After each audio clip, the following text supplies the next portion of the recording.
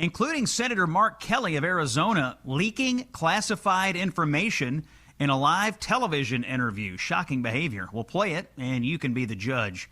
And AOC made some comments about her future this weekend that have people raising a few eyebrows, turning a few heads. We'll bring that to you today as well. Today is Monday, May the 11th. I'm Scott Jennings reporting for Salem, and we are broadcasting live today from your nation's capital. And on this day, 1858, a new state was added to our union, Minnesota, the land of 10,000 lakes, but today the land of 10,000 cases of fraud, became our 32nd state on this day. As for today's news, President Trump received the Iranian response to his peace memo over the weekend, and the response was predictably lacking, totally unacceptable, according to the president.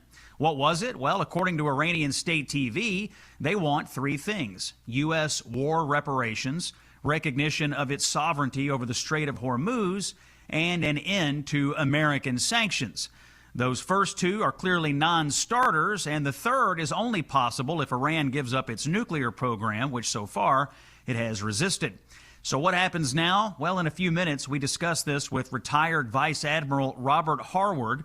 My 2 cents, it may be time to begin attacking again, although the president is headed to Beijing this week to meet with President Xi of China. I suspect getting the Chinese to pressure the Iranians is on the table. And just a few moments ago, the president said the ceasefire with Iran is on, quote, massive life support. More on all of this later in the show. Speaking of that trip to China, Trump's top economics advisor, Kevin Hassett, previewed some deal making that they expect this week. Cut number one. That we're going to have this trip with two leaders that are extremely close with one another, and we're going to be making deals. Exactly how those deals look, it will depend on how the meetings progress. But my expectation, given the strong relationship between the two presidents, is that there'll be lots of good news for American workers and firms. And there's some evidence that the deal making that's already been done by the president during this term is paying off. Look at January, February, and March data that's now available. U.S. exports were over $300 billion in each month, the highest numbers in American history, and each month beat the previous. Ahead of the president's trip, by the way, Treasury Secretary Scott Bessent heading to Japan and South Korea for quick meetings with Asian allies. He'll join the president in China after that. Now to politics. A case could be made that last week was the best week Republicans have had in several months, maybe since last summer. Let's look at the facts. First, on the economy. The United States has an incredibly resilient job market right now. Over 300,000 jobs created over the last 2 months. Markets at or near all-time highs. Private sector jobs, by the way, that's what we're talking about. The government sector continues to shrink. The private sector continues to grow, just as Trump promised. His economic policies are growing the private sector. Democrat policies only grew government. New numbers show that the United States is significantly outpacing the rest of the world when it comes to economic growth so far this year.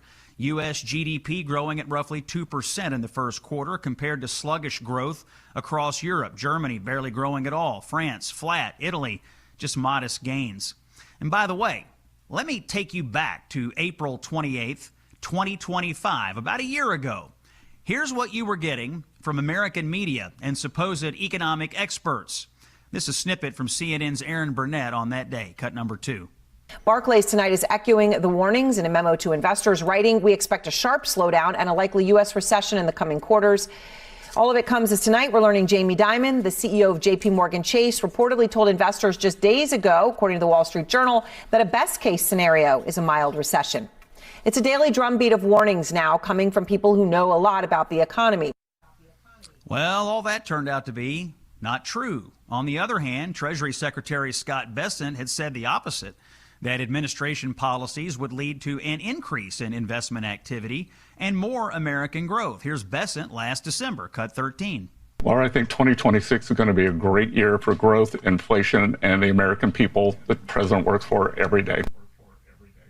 You can look at the two predictions and see who was right. So why is the United States growing? Why are jobs being created? Why are we running circles around Europe? Analysts point to strong American investment activity, just as the president and Secretary Bessent promised. On the streets of America, it seems the president and his law enforcement strategies are working as well. Violent crime fell sharply across the largest U.S. cities in the first quarter of this year. New data is just in. Homicides down nearly 18%, robberies down 20+%, rapes declining by 7%, aggravated assaults decreasing by nearly 5%. Seems a new attitude about law and order has taken hold in the United States of America. And when it comes to politics, well, Republicans are buzzing about the latest news on redistricting, and Democrats are melting down. Last week's ruling in Virginia, plus map redraws in several southern states in the wake of the Supreme Court Voting Rights Act decision, well, it's left the Republicans in a position to pick up 10 to 12 seats in the upcoming midterm beyond what they thought they were going to be able to do.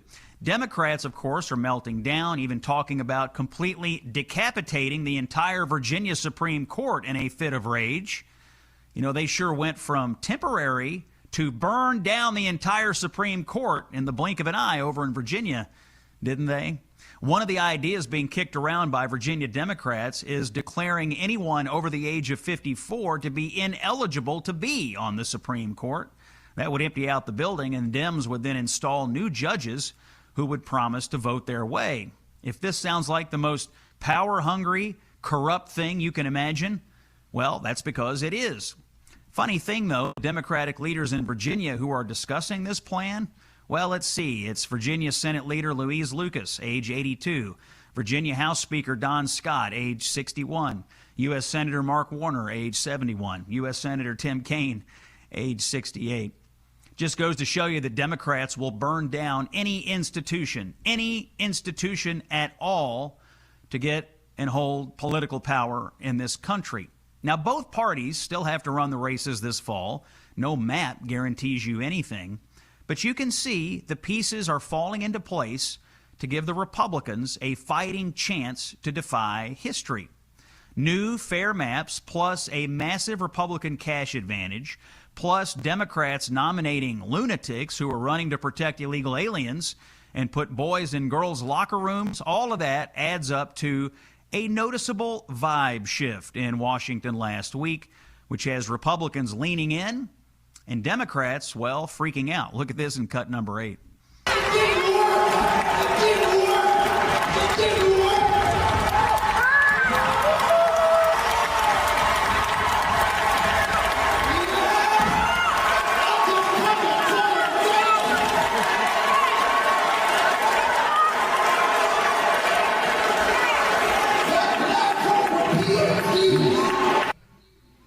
That animated young man is Justin Pearson from Tennessee. He thought he was going to Congress until Tennessee redrew their map last week. He doesn't appear to be taking it well. Overall, what it seems to me is that Republicans may just be back in the game here as far as the midterms go. Red flags exist, of course. Gas prices are at the top of that list. But what seemed like it might be a rout just a few weeks ago has, at a minimum, given Republicans a competitive midterm here in 2026.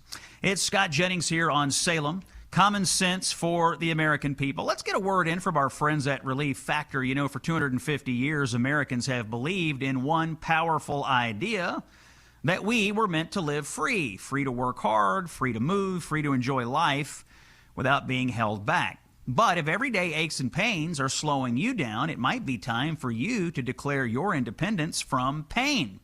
Now, we've been using Relief Factor in the Jennings household. We vouch for it, as do many, many other people in my personal ecosystem, as do hundreds of thousands of customers nationwide. Relief Factor is 100% drug-free. It is a research-based formula. It fights inflammation, which is one of the root causes of pain. This is not a quick fix or just a temporary mask for a couple of hours. Relief Factor works from the inside out. Relief Factor was created for people like you to get back to living life on your terms, walking, working, exercising, enjoying the moments that matter.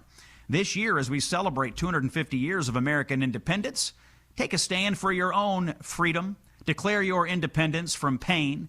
Try Relief Factor today for $19.95. That buys you the 3-week Quick Start plan. It's waiting for you at relieffactor.com or by calling 1-800-4-RELIEF.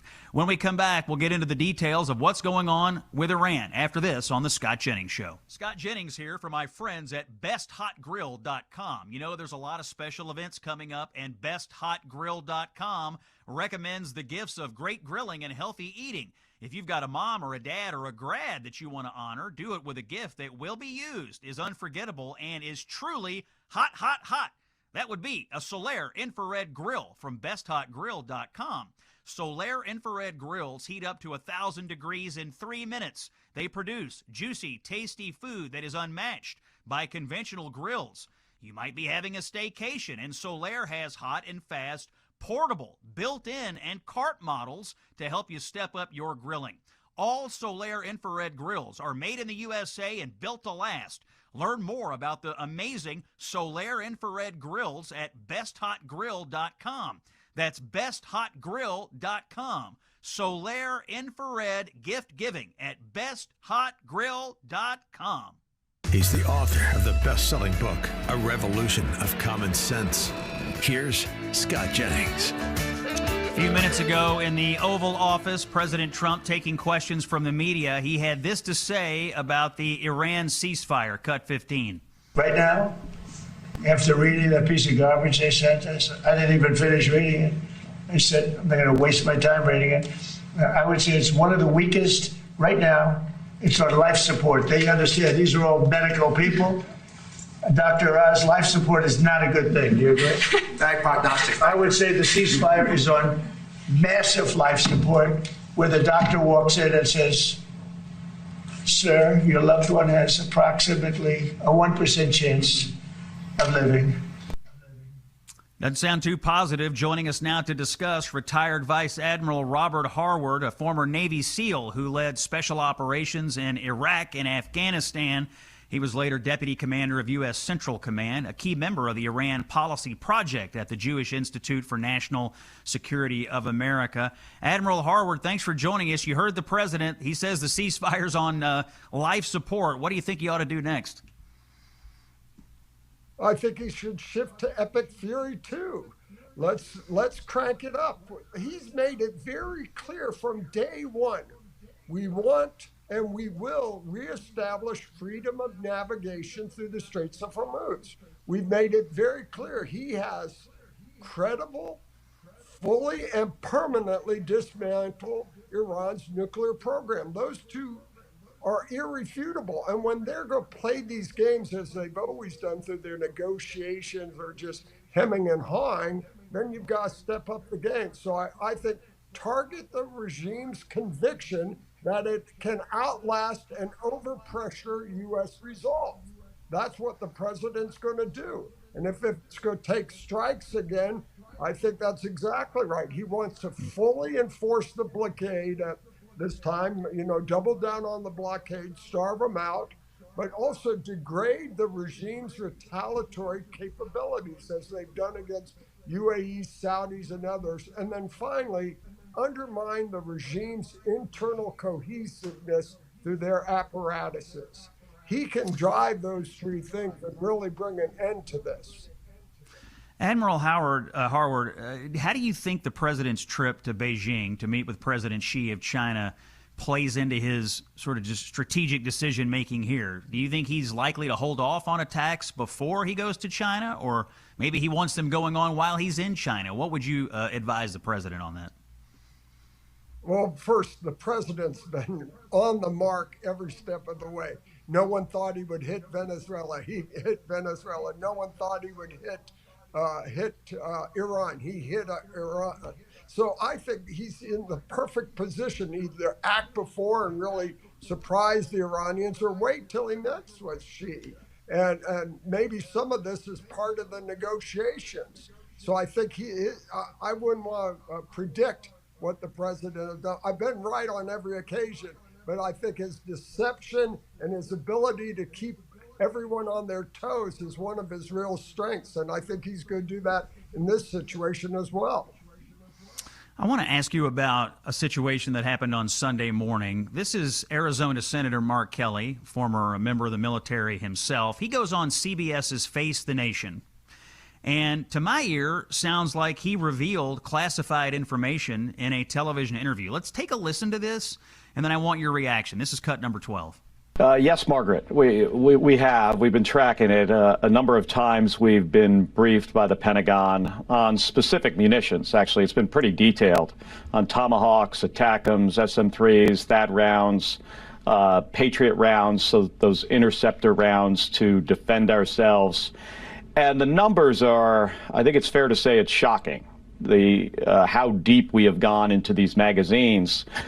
Because this president got our country into this without a strategic goal, without a plan, without a timeline. And because of that, we've expended a lot of munitions. I think these are classified briefings that Senator Kelly is sitting through, and now he's telling the world about our munition stores. How does that strike you? It's just counterproductive to our national securities. For anyone to talk with knowledge of where we are on stores sure doesn't help our strategy and helps our adversaries. So I find that counterproductive. I was surprised as a former naval officer he would do that. But I was also surprised about some of his comments about, lawful orders. Senior officers understand that, but at the lower ranks, boy, that seeds a lot of confusion and distress at that level. So both of those, I find them to be counterproductive to our national securities and politics, obviously, in that case, becoming more important than national security. So I find that uncomfortable. Retired Vice Admiral Robert Harward, an American hero. Appreciate you coming on the Scott Jennings Show. We'll have you back soon as we see what happens in Iran. We got to take a break. When we come back, Senator Rick Scott of Florida joins us. Stay with us. You know, when I'm getting ready for a debate, I don't just look at one source. I use FreeSpoke. And what I like about FreeSpoke search is it actually gives you the full picture instead of feeding you whatever an algorithm thinks that you ought to see. FreeSpoke works differently. Now, when I search for a topic, it shows me where there is agreement, what they call consensus. And then it lays out different perspectives from the left, right, and center. And it gives you independent voices, so you can really see how everybody is covering the same story. FreeSpoke even pulls in podcasts, which I love, because sometimes you learn a whole lot more actually hearing people talk than just skimming the headlines. Bottom line here, I, Scott Jennings, can see what is being said, who is saying it, and why, without all the noise and without all the spin. Here's another big thing for me. This is totally anonymous. There's no tracking you around the internet, no profiling, no targeted ads popping up because of one search. Folks, take it from me, FreeSpoke is just a smarter way to search if you actually want to think for yourself. If you want the full story instead of just one version of it, go to the link on the screen and check it out yourself. FreeSpoke. Saving Western civilization, one busted leftist narrative at a time. It's the Scott Jennings Show. It is Monday, May the 11th. Common sense for the American people. Scott Jennings broadcasting from your nation's capital here on Salem. Joining us to discuss all of the things happening in Washington, and there's a bunch of breaking news today, is Senator Rick Scott from the great state of Florida. Senator, thanks for coming in. Your inaugural appearance here on the Scott Jennings Show. Appreciate your time today. I know. This is fun. Congratulations on all your success. Yeah, thank you very much, and thanks for your service to our country, both in the Senate and as a veteran of the U.S. Navy. I was just talking to retired Rear Vice Admiral Harward about some naval issues, including actually a colleague of yours, Mark Kelly of Arizona, who went on television Sunday morning and started talking about, pretty specifically, about U.S. munitions in the wake of some of our military activity. And I assume he received that information from classified briefings that you all get as members of the Senate. When you hear your colleagues on television talking specifically about, U.S. military capabilities and information that only, they would have because of a classified briefing, what goes through your mind? Seems like a terrible idea to reveal that information to me. Well, number one, I think we all have to be very careful of revealing anything that we would get in a classified setting.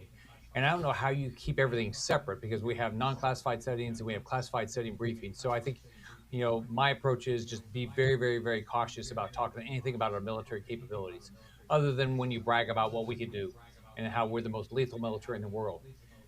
That's number one. Number two, I never want to ever do anything that would ever put our troops in harm's way.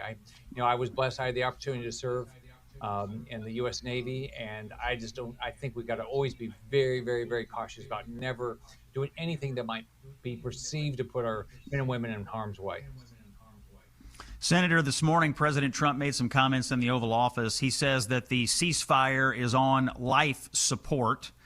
Really sounded down on the whole thing after Iran responded this weekend to his peace memo proposal, and he found it to be unacceptable, he said. What's your assessment of the situation with Iran? Do you support the president resuming bombing here to try to get the Iranians back to the table in a serious way?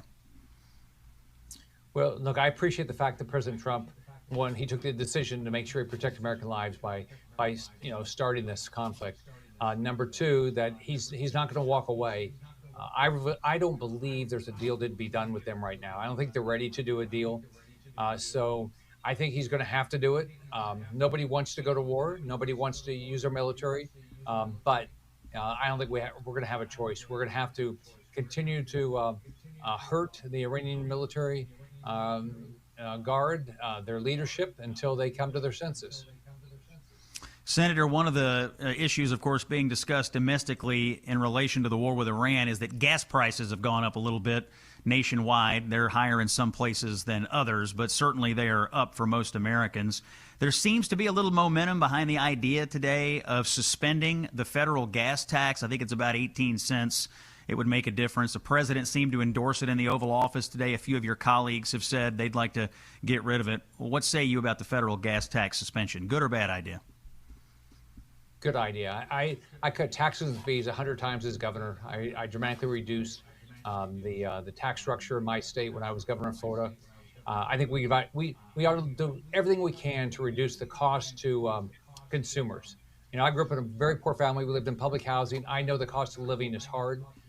So I think we ought to do all that. Now, what we also ought to be doing is balancing the budget, because the poorest people in our country are paying through inflation caused by reckless government spending. We're spending $2 trillion more than we take in. So we ought to reduce the gas tax, and we ought to cut about $2 trillion out of the budget right now to balance the budget.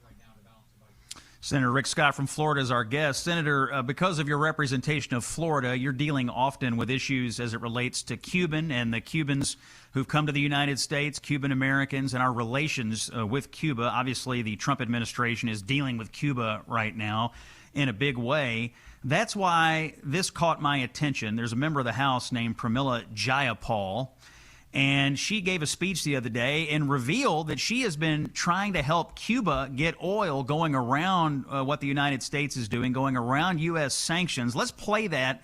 I want to get your reaction to it because you've been very outspoken here. Let's hear cut number 14. Only one Russian tanker of oil has made it to Cuba. In fact, it landed just a couple of days before I landed. And one tanker has enough oil basically for 10 to 14 days of Cuba's oil needs. So it's a very limited amount of time. Now, Russia has said they're going to send another tanker. I was in conversations with the ambassadors from Mexico and some other places, and I know other countries in Latin America are trying to figure out how to get oil there. All right, Senator Scott, you heard it there, and you've been outspoken in your criticism of this. Did she violate U.S. law, and what are we doing about this? This seems to be a terrible betrayal of the U.S. government. Well, first off, I think she completely violated her oath of office. She's supposed to represent this country, not some other country. And by the way, this is who she supports. She supports a regime that does this. This is not a Holocaust survivor. This is a political prisoner that just got out of prison. Alexander Diaz-Rodriguez, he got out of prison. He was starved. He was tortured. He was denied medical treatment when he has cancer. And he's not an old guy. He's a young guy. You should see the before picture. So this is who they support: regimes that murder their own citizens, put people in prison because they disagree with them, starve their citizens, make sure they don't have anything. So she's supporting exactly what the Democrat Party believes. They want socialism. Socialism has failed. The only way people stay in power in socialism is they kill the people that oppose them, kill them, murder them, put them in prison. That's the only way it works. So we know what the Democrat Party stands for. And by the way, she went to Cuba, I believe, with Hassan Piker, who's the guy that wants me murdered. He says he wants me murdered. He wants all capitalists murdered. He says we're responsible for 9/11. He hates our country. That's the Democrat Party today. Yeah, it's pretty shocking what folks are willing to say in the Democratic Party right now, on behalf of Cuba, on behalf of Iran, on behalf of Hamas. I mean, these are sworn enemies of the United States. They're not our friends, and we're dealing with them. And, we have an executive branch and a president for a reason, and so pretty deranged out there, if you ask me. Quick Senate question for you. We haven't heard much in the last few days about this, I think because of everything else going on that you all have had to deal with. But a lot of listeners, I think, would love an update on the Save America Act. The president's brought it up a few times. Is it still technically an open item on the Senate floor, A? And B, are there still conversations going on about how to possibly insert that into something down the line here or change the filibuster rules to get it across the line? What do you think? Well, number one, from a process standpoint, we got to get back on it. We've got to get the Border Patrol and ICE funded. And we've got to figure out what we're going to do on FISA. As soon as we get those things done, we've got to get back on the Save America Act. We've got to save our elections. We got to make them secure.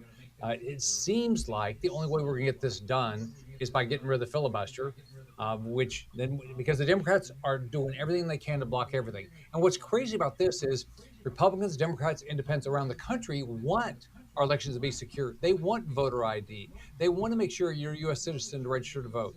But Democrats in the Senate know that they can't win if you do that. Yeah, the immigration issues overall, both funding it and then dealing with the Save America Act, have Democrats, I think, fairly spun up right now. And President Trump actually did an interview this weekend with a journalist, Cheryl Atkinson. She asked him a question. It was a good question. What happens if Democrats win the next election or in 2028? Will everything go back to the way it was under Joe Biden with open borders and policy decisions they made that cost millions of people to come into the country? Let's hear what the president said about that in cut number 4. As straightforward as securing the border seemed to be once you got into office, it almost implies that another president could reverse it as quickly. Is there any way to protect against that in the future? Yeah, vote Republican.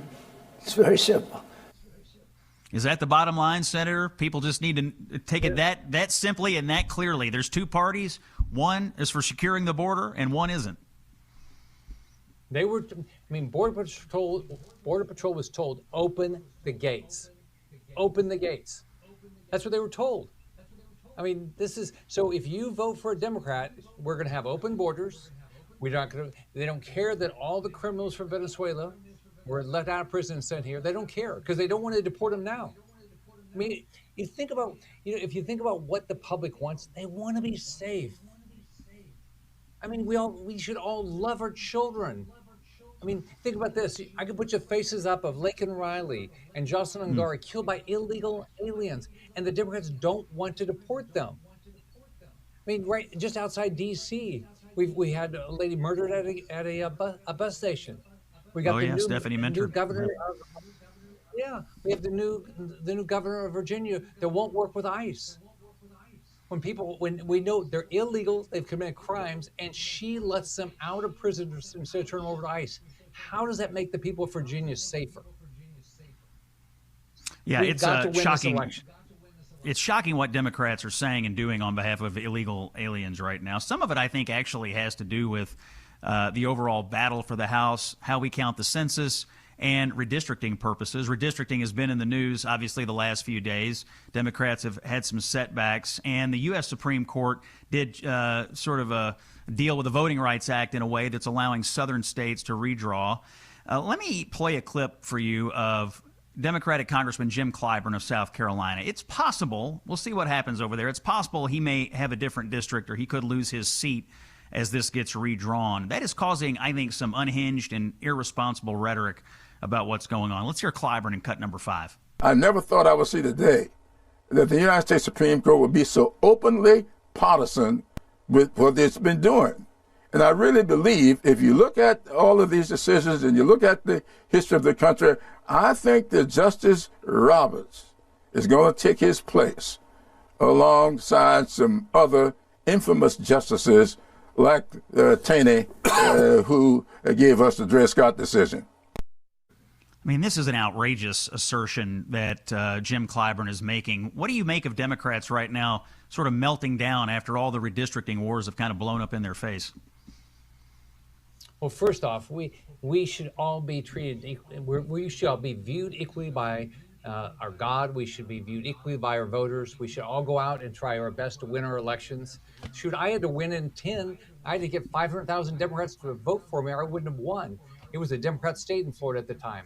So I think what everybody ought to do is we ought to have fair districts and let everybody go bust their butt to win their races. But this idea that we should guarantee somebody a seat is complete BS. Yeah, totally antithetical to American democracy. But that's what Democrats are asking for, an artificial floor. And that's what the Supreme Court got rid of. It was a fair decision, and they're not handling it very well. Senator Rick Scott of the great state of Florida, appreciate you coming on today for the first time, and it won't be the last. We'll see you again soon, my friend.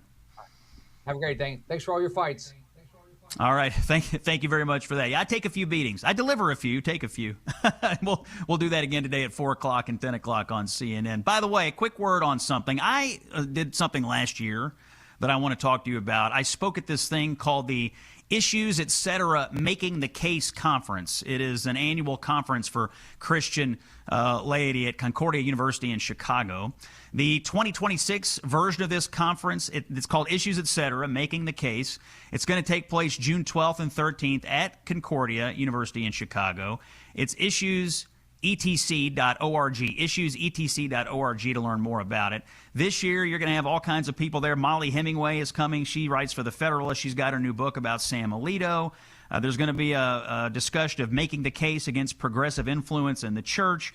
I think if you've wanted to go to this, this is a good year to do it. Issues, Etc., Making the Case Conference, June 12th and 13th.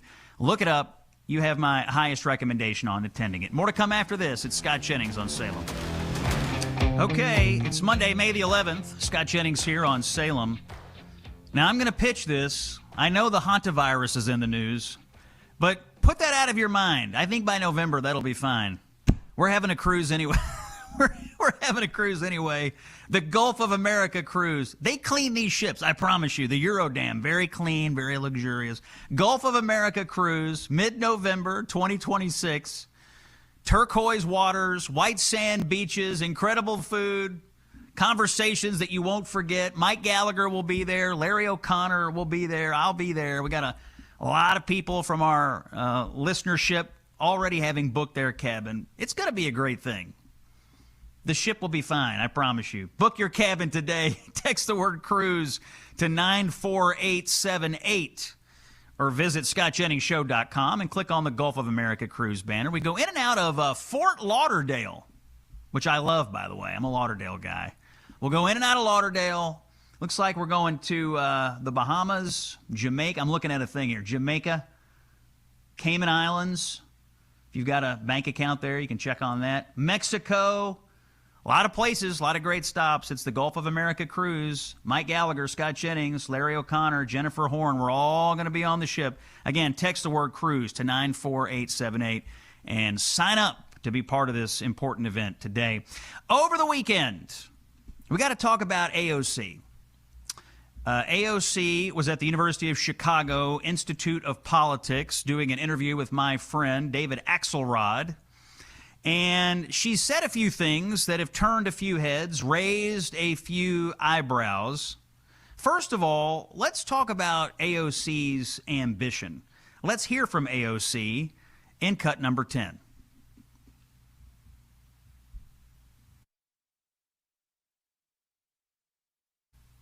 The American Revolution was against the billionaires of their time. And we are declaring independence from such an extreme marriage of wealth and power and the state. That was actually cut number 11, but it speaks to what I want to talk about. Let's hear the rest of it in cut number 10. They assume that my ambition is a title or a seat. My ambition is way bigger than that. My ambition is to change this country. Presidents come and go, but single-payer health care is forever. A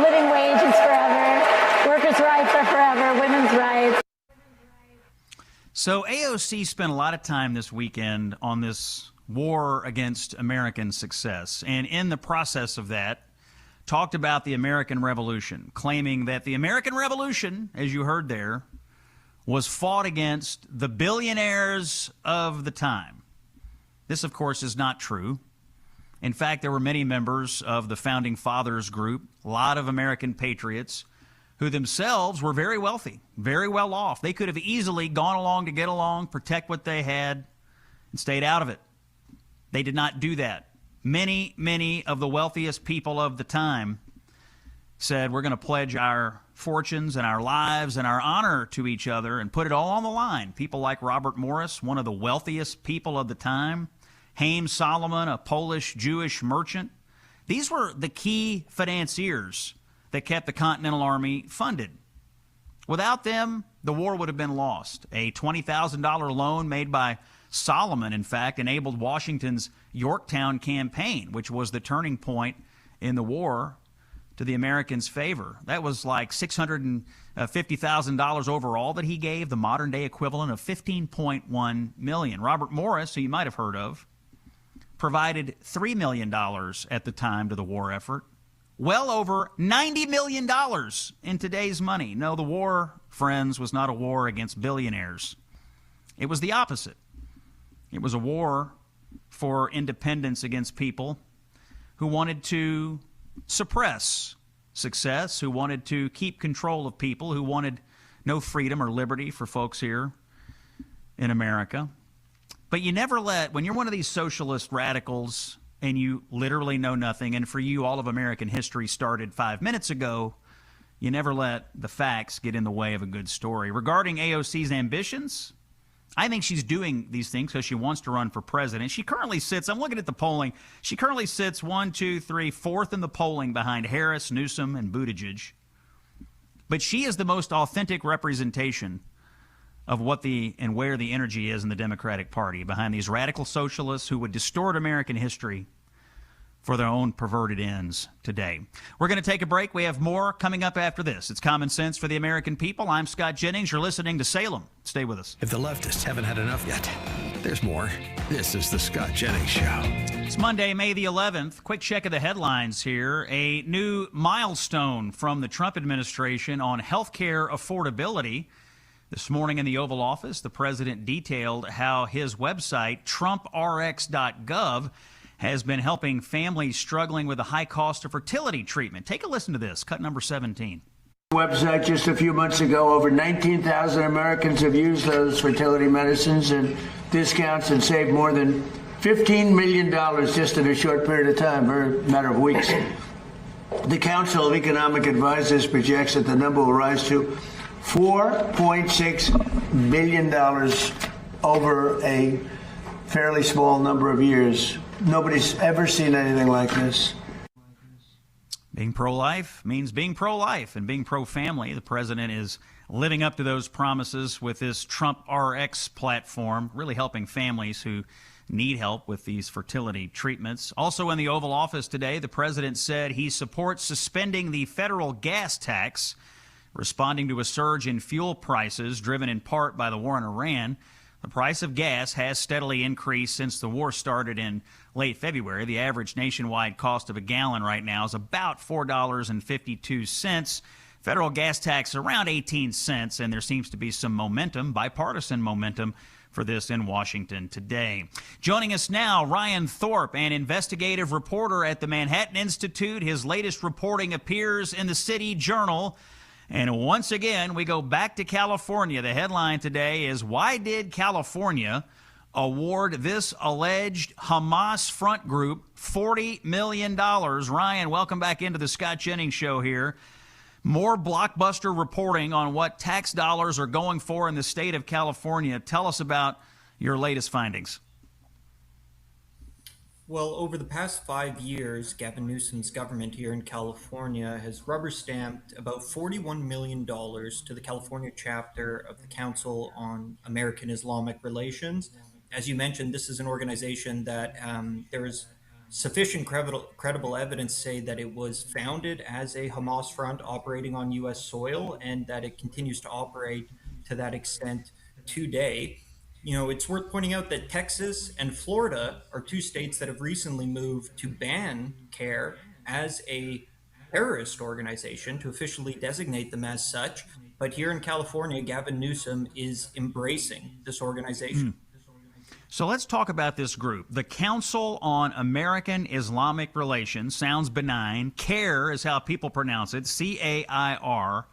But as you pointed out, lots of evidence here that they are connected to Hamas, connected to the Muslim Brotherhood, and obviously Florida and Texas have declared it a terrorist organization. So how is it that some states are able to see what they really are, and yet in the state of California, they can't see it? And not only that, but they're funneling money to it. And then I guess the follow-up question is, what is this money used for when CARE gets its hands on it? I think the simple answer here is that Gavin Newsom and the California government during his tenure as governor really hasn't met an ostensibly marginalized group that it doesn't want to shower with other people's money. It's worth pointing out that these are primarily federal tax dollars. So some of the listeners, some of the viewers might be thinking, well, I don't live in California. Why should this concern me? Well, it doesn't matter where you live in America. Your tax dollars are going to help fund this organization.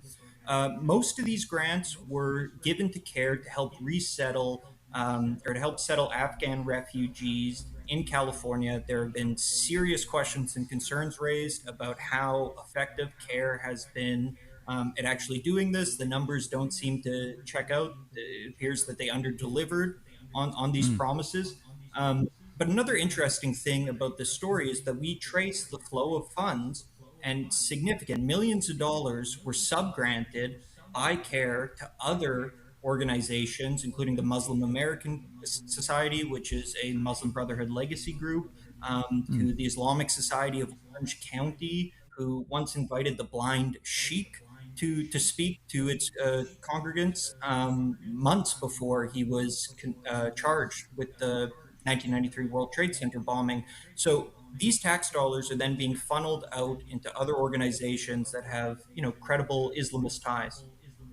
Okay, so let's back up for a second. This isn't just California state tax dollars. You're talking about federal tax dollars flowing through California state government into the hands of CAIR, C-A-I-R, and then that flows into the hands of other groups.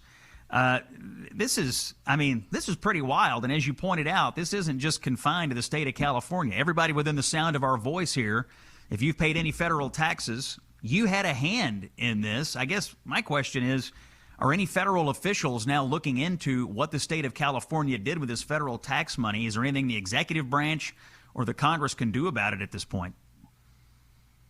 Yeah, there's a really easy move here. So in order to receive these federal tax dollars, particularly as it relates to immigration services, the CARE needs to be accredited by the DOJ. As reported in our piece, there is an ongoing investigation into CARE's accreditation. It appears to have lapsed. Whether or not it will be terminated permanently is the question here. But just to put my cards on the table, this is a slam dunk for the federal government, in my opinion. They need to revoke CARE's accreditation and simply turn off the taps.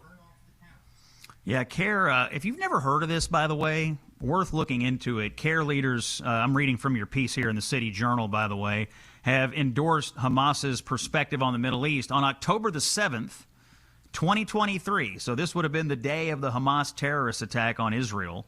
The executive director of CARE in San Francisco posted on social media, quote, "We are witnessing decolonization." So you have Hamas terrorists going into Israel, murdering, raping, kidnapping, taking hostage, waging war on farmers and regular people in Israel. And this person who is now in possession of a bunch of your tax dollars is saying, we are witnessing decolonization. The CEO of CARE in California likened Israel to Nazi Germany. Strange. And said, given the Jewish state's occupation of Palestine, that Israel should be attacked. And now Gavin Newsom thinks they are worthy. worthy of getting our tax dollars. Have you interviewed, by the way, anybody in the congressional delegation in California or anybody in the Trump administration about this yet? I'm really curious how the executive branch is going to react to this. It'd be one thing if it were just state California tax dollars, doesn't make it any better. But when you throw the federal piece in here, it's that makes it a much bigger deal, a federal case, as they say. I didn't interview anybody for this piece. I've had some conversations on background, and I do know that there are individuals within the federal government who are actively looking into this issue. Ryan, you're working on this with Chris Rufo. You all, for the Manhattan Institute and often published in the City Journal, are doing incredible work tracking down the corruption and the waste and some of this outrageous spending that's going on in California. What's next for you? I mean, you've uncovered a bunch of stuff. We've had you on. We've had Chris on. I assume you've got other things in the hopper. Any previews you can give us? I just over the weekend wrapped up a 3-day reporting stint down in the Tenderloin in San Francisco, looking at the drug dealing activity there, a new drug that's being pushed known as ISO, that is basically a super fentanyl. And the drug market, the illicit drug market, has been cornered by illegal immigrants. So currently working on that is one of a few different stories we have that'll be coming out in the near future. All this reporting, of course, going on against the backdrop of the governor's race going on in California and also a mayor's race in Los Angeles. Ryan, we're going to continue to follow your reporting, and if you've got time for us, we'll have you back. People need to know what's going on in California because these are the exact kind of policies the Democrats want to export nationwide. The headline in the City Journal is, why did California award this alleged Hamas front group $40 million? Other states are trying to shutter care branches, and Gavin Newsom is writing them checks. The author is Ryan Thorpe, and he's been our guest today. Ryan, thanks for joining us. Thanks so much. All right, let's talk about Medicare. And, I want to tell you about Chapter again. Chapter is the company that helps cut through the Medicare clutter. If you or someone that you love is on Medicare, someone you know, someone you're helping with Medicare, you need to learn about Chapter. Let me start here. The way you get in touch with Chapter is very easy. You pick up your phone, you dial pound 250, and you say Medicare plan. That's step one. It's a free call. There is no pressure. You talk to a live human being. Step 2, you get into this consultation process with Chapter. They will tell you if you're on the correct Medicare plan, the one that's right for you, or if you're not, they'll get you switched over to the one that is and that saves you a ton of money. My parents did it. I was on the phone, took about 20 minutes. My mom is saving $600 a year because of their consultation. My dad actually got a new primary care physician. Call up Chapter. If you're dealing with Medicare, Chapter is worth the call. Dial pound 250, say Medicare plan. Free call, no pressure, live person. They do it right. They advocate for you, not the big insurance companies. We'll take a break. When we come back, labor is taking a beating over in Great Britain. We'll go across the pond after this. You've heard the narratives. Now get the truth. It's the Scott Jennings Show. Monday, May the 11th. Talk a little politics overseas. In the UK, they're having local elections. And the headline is that Keir Starmer's Labour Party took one of the worst beatings in the history of political parties. Here to discuss and analyze, Niall Gardner, the director of the Margaret Thatcher Center for Freedom at the Heritage Foundation and a former aide himself to Lady Thatcher. Niall, thanks for joining us.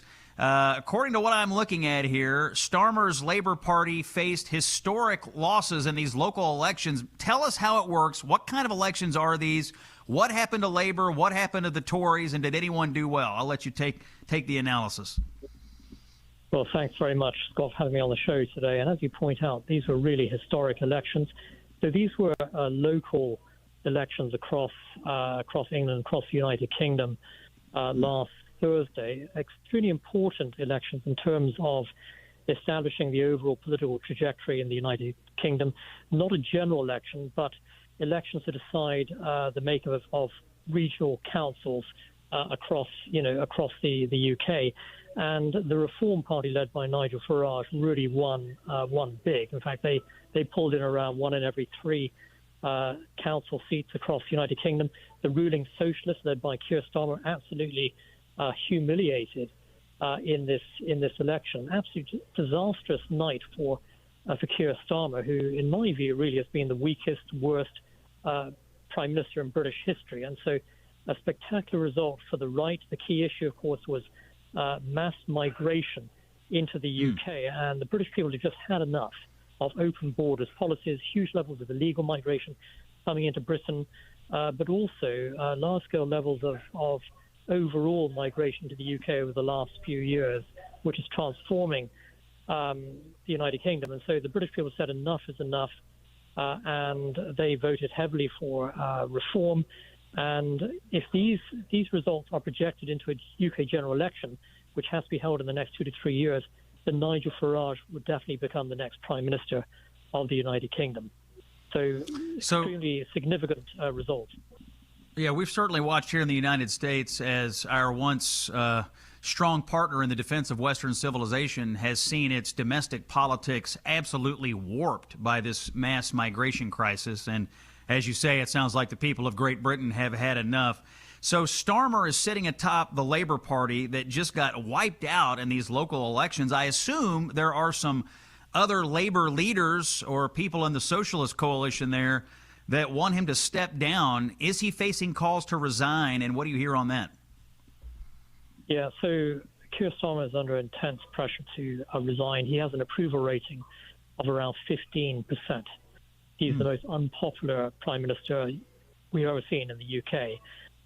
And right now, he's still clinging on by his fingertips. But I think the reality is that he will likely be forced out of power in the next few weeks or months within his own Labour Party. And then you'll have another socialist taking over as Prime Minister. It'll probably be a figure like Angela Rayner, for example, Ed Miliband, potentially. But the reality is the socialists are doomed for the next general election. And I think you're going to see a massive swing to the right in the UK, led by Reform, but also the Conservatives have about 20% of the vote. So if you combine Reform with the Conservatives, that's over 50% of the vote in the UK.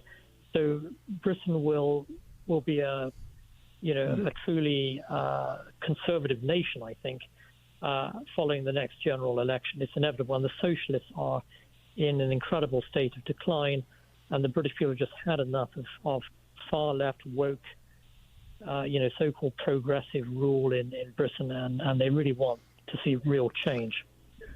Perhaps alarmingly, and I'll give you the last word here, the radical pro-Islam Green Party under Zach Polanski gained over 440 seats in the elections. Is that something to be worried about? Yeah, it is. I mean, the Green Party are real far-left crazy extremists. They're closely aligned with a lot of the Islamic, movements in the UK, and the Green Party, I would say, is an incredibly dangerous political movement in Britain. But fortunately, I mean, their vote is still, hovering around. Maybe it's just 10% or so of the vote.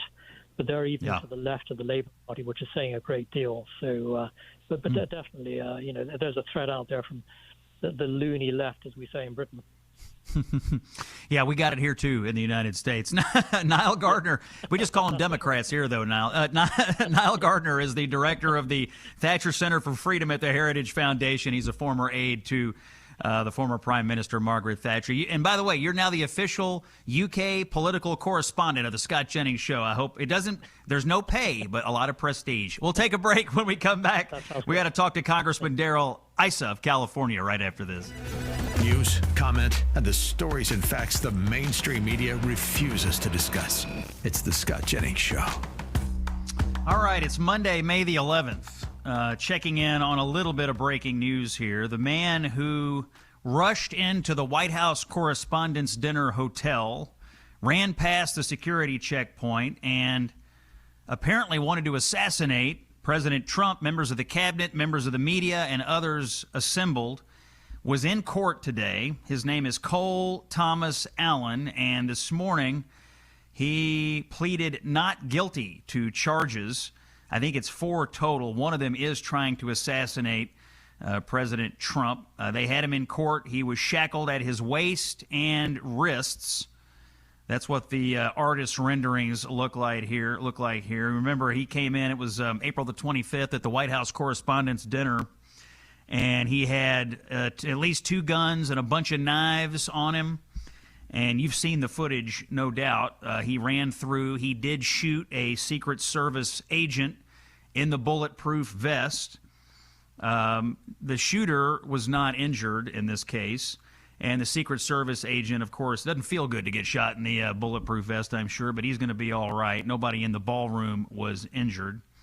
According to this, he will appear in court next on June 29th for a status conference as this investigation continues to unfold. Now, last week, and this was interesting, Allen's defense team filed a motion to disqualify the acting Attorney General Todd Blanche and the U.S. Attorney for the District of Columbia, Jeanine Pirro. They want them disqualified from the case because they were in the room. And the defense is saying that because both Blanche and Pirro have given the impression that they are victims here, that it would be inappropriate for them to be involved in the prosecution. So seems like a stall tactic or a scrambling tactic to me. But we'll see what the court wants to do about that. I'm sure there are plenty of lawyers, hopefully over at the Justice Department, that would be able to take it up, even if Blanche and Pirro are taken out. By the way, Allen faces life in prison if he is convicted here. And, honestly, really, if this guy doesn't get convicted or somehow wriggles out of this on some technicality or they judge him to be mentally incompetent, it'll be an absolute travesty. We just cannot send a message in this country that you can run out one day and decide that you are. I mean, read this guy's manifesto. Actually, you know what? Do we have the clip of Bill? We do. Cue up cut number 7 here. Bill Maher had his show this weekend. And he made, I think, an important point. He got right to the heart of the matter about this guy, Cole Allen, and people like it. Let's hear Bill Maher, cut number 7. Life doesn't really suck so bad. You would just rather be a martyr than a nobody. The whole tone of Cole Allen's manifesto was, sorry guys, but America needs me. A hero has risen. You're not a hero. You're just the guy who runs out into the field during a baseball game to get attention and in 10 seconds gets tackled by security, except in your case, no, that's exactly your case. Bill Maher had it exactly right on his show this weekend. Joining us now to discuss all the news of the day from California, Congressman Darrell Issa is here. Congressman, thanks for popping in with us. I'm going to start here with Iran.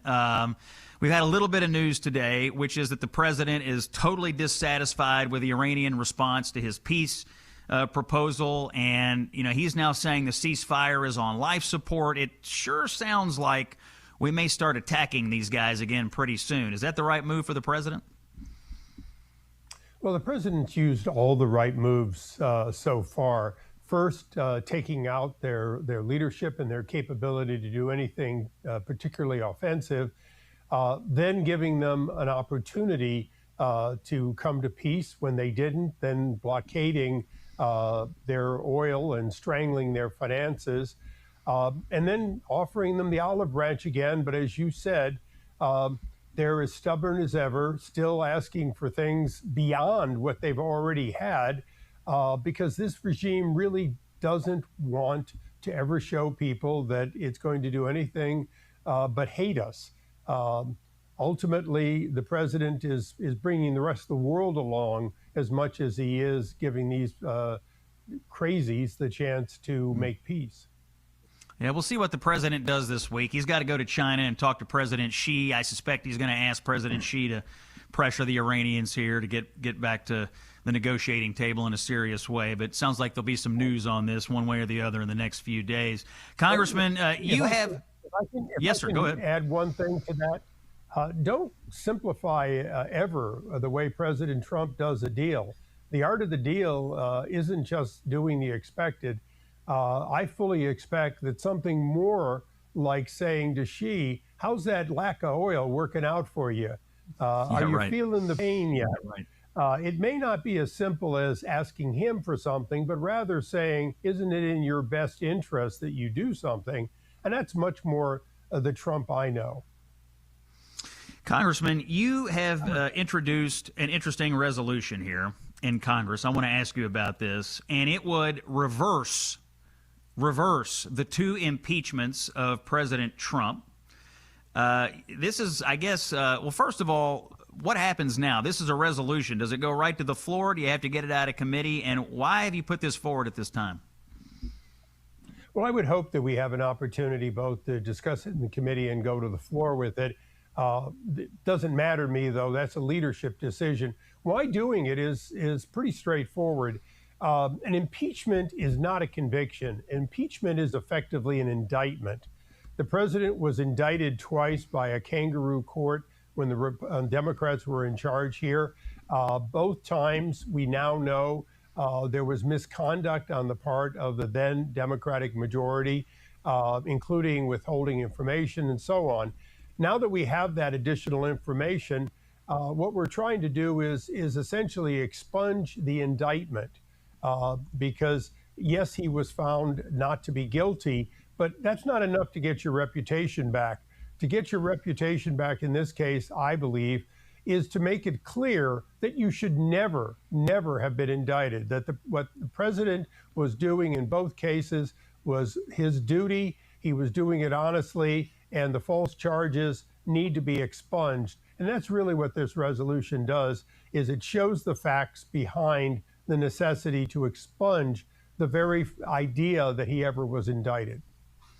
Congressman, I think this is an interesting conversation right now because it's pretty clear that Democrats, if they regain any power this November, if they take over the U.S. House, are going to impeach Donald Trump again. Is that your expectation if they win the House?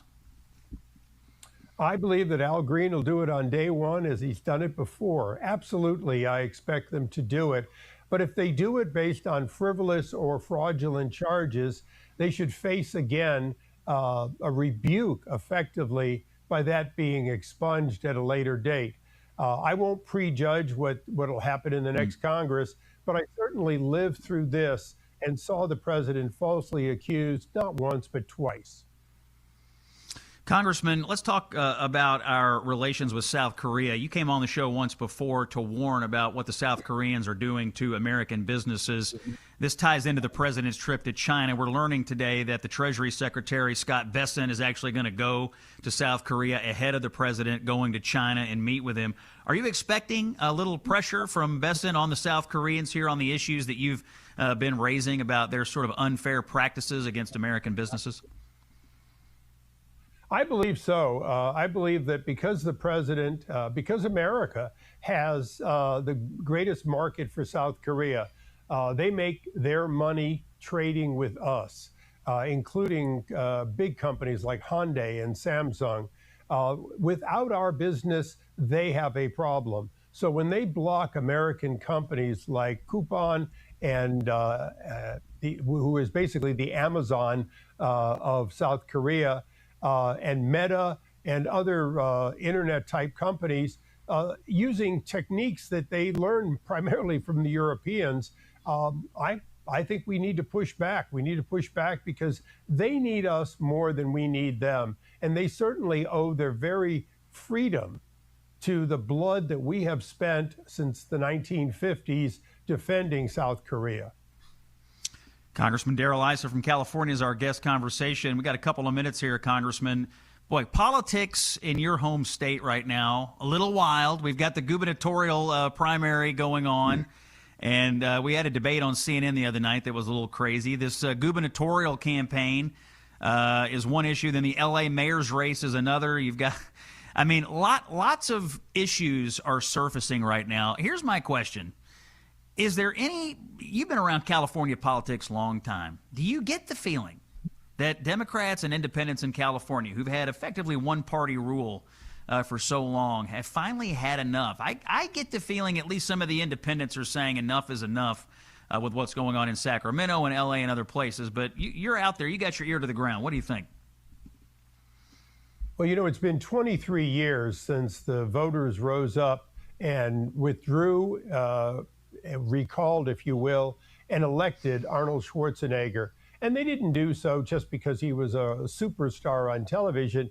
They did so because they were desperate for leadership in the right direction instead of the wrong direction. And they have that same challenge both in Sacramento for the whole state, but particularly they have that problem in Los Angeles, a place that is almost 3-to-1 Democrat, and yet the polls show that a Republican could win, and certainly the incumbent Democrat is unbelievably challenged. As a matter of fact, why Karen Bass ran again, I have no idea, because she certainly doesn't have a record to run on that is in any way reelectable.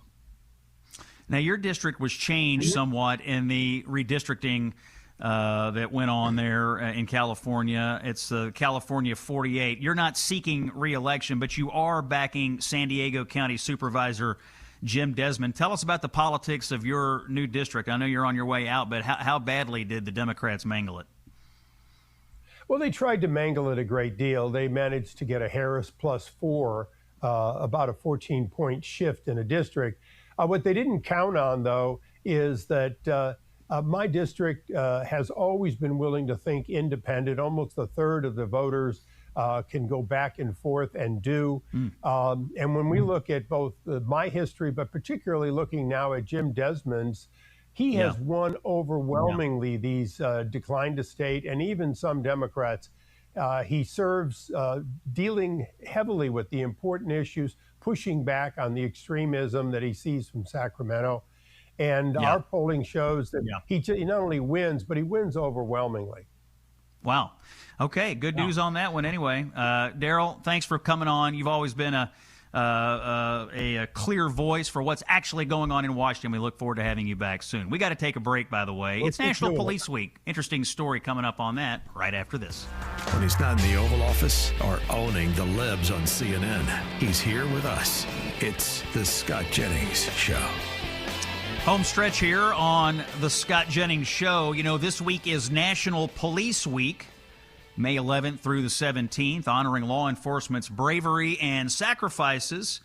It was part of the Peace Officers Memorial Day celebration, which is on May 15th. Now we have a whole week for the cops. Established in 1962, this week features ceremonies in Washington, including a candlelight vigil and memorial services for officers lost in the line of duty. My next guest is here to discuss. His name is Eric Johnson. He is the Executive Director of Supporting Heroes.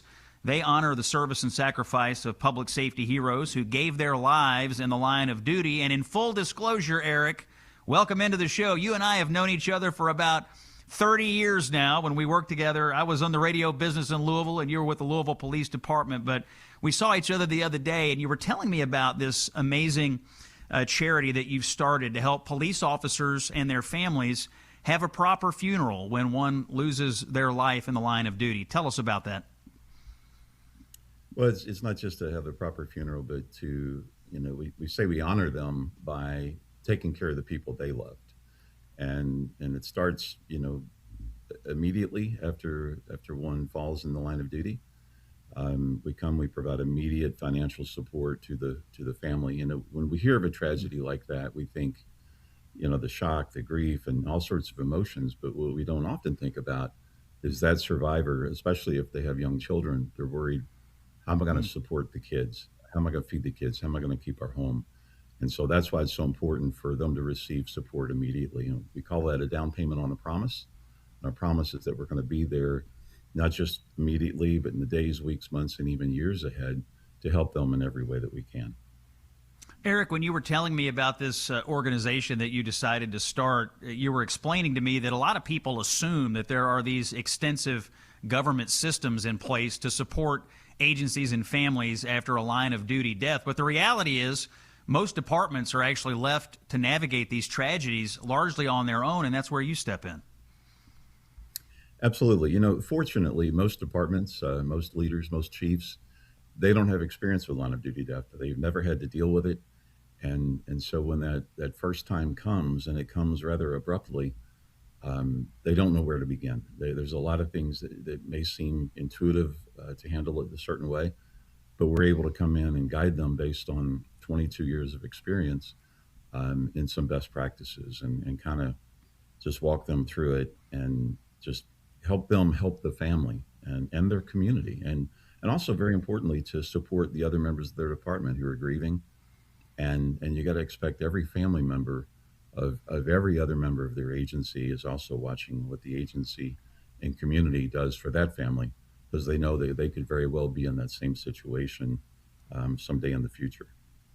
That voice you're hearing, Eric Johnson, with the organization called Supporting Heroes. Eric, you were telling me about the recent coordination that you did of funeral support for Deputy Rick Coyle in Crittenden County, Kentucky, with the Crittenden County Sheriff's Office. His department had only 3 officers, and so he was killed in the line of duty, and there were only 2 remaining. They were themselves deeply traumatized by the incident. Without your support, they really would have had to have faced the responsibility alone of honoring their colleague and supporting his family. Tell us about what you did there in Crittenden County, Kentucky. Well, you know, I mean, a lot of local agencies, I mean, everybody wanted to support them. The community was deeply affected. They wanted to help. But the experience that we bring by helping agencies through it, so many agencies over the last 22 years, we were able to help right away. And as you said, both of the remaining members of the department were deeply traumatized. So we responded immediately, went to the hospital, and it began there. We provided support to the family. The FOP stepped up and helped also to help provide support for the family. And then, he lived 28 days after he was shot before he passed. And then, so that, meals for the family, hotel rooms, and then, he moved to a different hospital. We continued to support there. And then, unfortunately, when he passed, then, it was time to start planning the honors to show the family that his service and sacrifice was appreciated by those he served. Right. And that the community really did care. Eric Johnson, you're with Supporting Heroes. Find it online, supportingheroes.org. Police officers protect us. They take care of us in our time of need. When the bad folks are out there trying to get us, it's the cops that we look to protect our communities, and they deserve our support when they give the ultimate sacrifice. Eric, thanks for your time today. We're out of time on the Scott Jennings Show. We're back tomorrow on Salem. See you then.